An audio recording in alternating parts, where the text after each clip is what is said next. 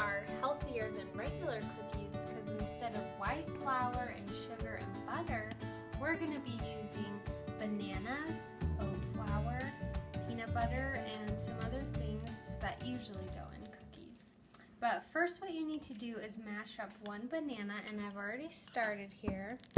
So I'll just finish doing that.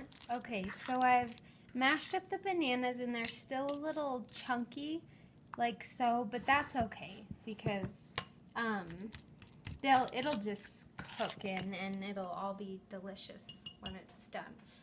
So once you're done mashing your bananas, now you're ready for your peanut butter, and we're gonna add 2 tablespoons of this Adams 100% natural peanut butter. I like this the best because it doesn't have any added sugar in it.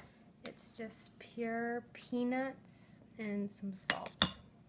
So measure out 2 tablespoons of peanut butter. Put it into your bananas and start mixing until it's all combined. Then to this, we're going to add 1 egg.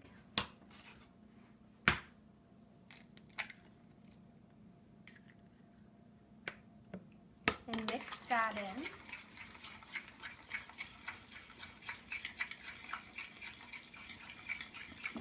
Once that's mixed in, then we're going to add a ½ teaspoon of baking soda, ½ teaspoon of baking powder, ½ teaspoon of cinnamon. And you don't have to add, if you don't like cinnamon, you don't need to add the cinnamon in there, but I love cinnamon, so I'm going to put it in.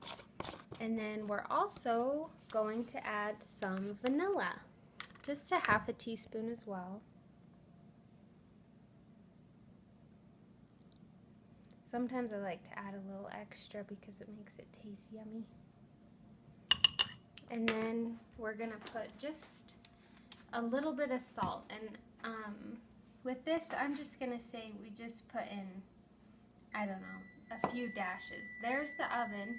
It's been preheating to 350 degrees, so that's what you need to bake the cookies at. So once you have all that in, just mix all those ingredients into the wet mixture that we have going.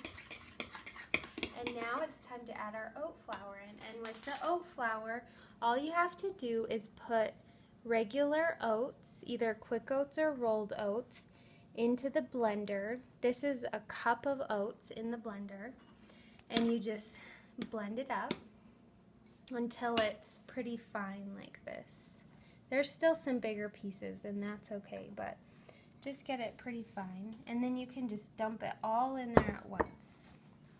And you just start mixing slowly.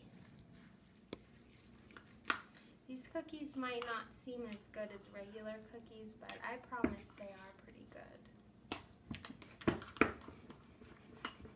Even my husband likes them, and he doesn't really like healthy food at all, so that's saying something. Now, you can add anything you want into these. Sometimes I put raisins, but or I don't know, you can put nuts in them if you want to. Really anything you want. Today I'm going to put in some chocolate chips. These are chocolate chips that are sweetened with stevia rather than sugar, so they're a little bit healthier. But I'm just going to put a few in, so mine are going to be kind of like oatmeal chocolate chip cookies. Just going to mix those in.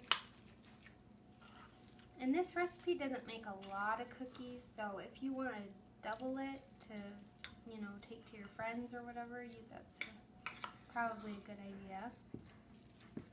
Okay, now I'm going to put these on the pan. I'm just going to spray it with a little bit of vegetable oil to keep them from sticking too much. And then I'm just going to take little scoops here because I don't want cookies that are too big, and just plop them onto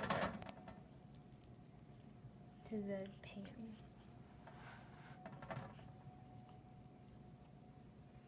And they don't really spread out and get too big, so it's okay if you put them kind of close together.